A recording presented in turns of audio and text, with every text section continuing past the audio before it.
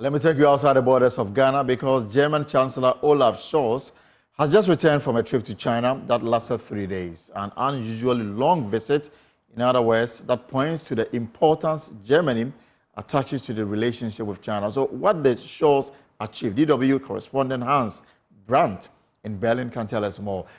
Germany, Brandt, has been worried about being over-dependent on Chinese goods and the Chinese market, but it also wants to keep doing business there.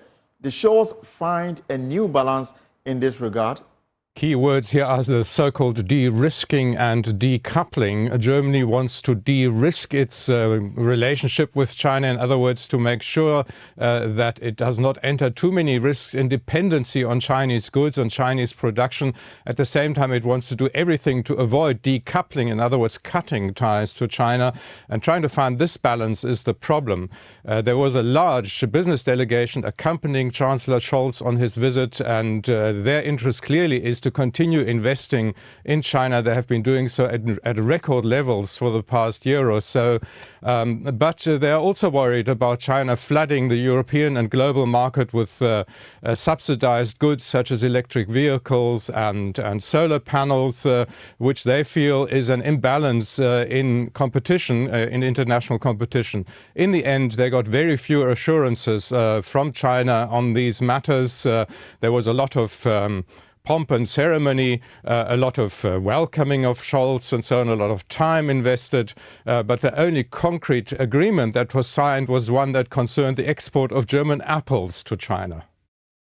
What about the global politics? Scholz was in China just as Iran attacked Israel. Did that overshadow the trip at all? It was to some extent expected. There seems to have been some prior knowledge about the Iranian attack, when they would be attacking, and basically Scholz stuck to his program in China, took a little bit of time off to deal with the diplomatic fallout, with these consultations with G7 nations and that sort of thing.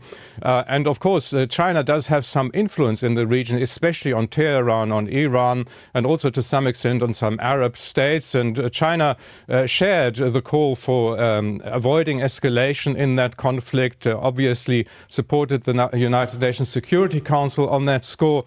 But in the end, China does not want to invest very much political capital in that. It sees that as a regional conflict, which is a problem of the West and of the Western ally Israel.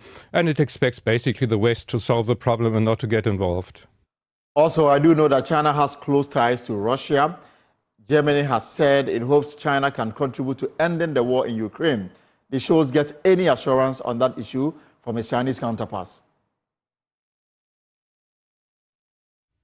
That was probably the second most important goal of this Scholz visit, to try and get China involved in a peace process concerning Ukraine. Last time Scholz had been in China was at the end of 2022, and at that time he and Xi jointly called for, warned against the use of nuclear weapons by Russia in that conflict. And that was seen by Germany as a success of Scholz diplomacy, as it were. This time round, there was nothing of the sort. There's going to be a peace conference about Ukraine in Switzerland in the summer, and Scholz did not manage to get the Chinese to agree to attend that. The Chinese simply said peace is a good idea.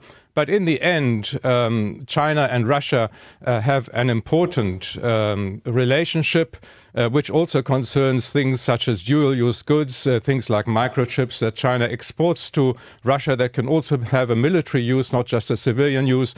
And Scholz got no assurance from China that that kind of export would end. So in the end, there was a lot of handshaking, a lot of friendly faces, but very little of substance that came out of this trip. Right, correspondent Brian, thank you very much from our partners, the DWTV in Germany. Well, that's our show for today. For more stories, log on to our website, myjoyonline.com. Stories: running truck driver who calls train as in jailed 6 months after pleading guilty to 3 counts of inappropriate driving. OSP files additional charges against the former PPA CEO Ajay Boatem Ajay. My name is Elton Brobe. You have a wonderful weekend. Hopefully Monday we'll meet to bring another exciting edition of The Pulse. Until then, have a good evening and take care.